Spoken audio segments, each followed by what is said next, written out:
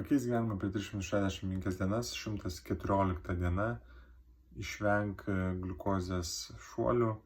Ką tai reiškia, kad kai valgome maistą, kuris turi daug angliavandenių arba daug cukraus, kas irgi yra angliavandeniai, mes sukūrėme savo organizme tos gliukozės tokius šuolius, kurie mums gali sukelti energijos tokius kritimus žemyn, energijos praradimą,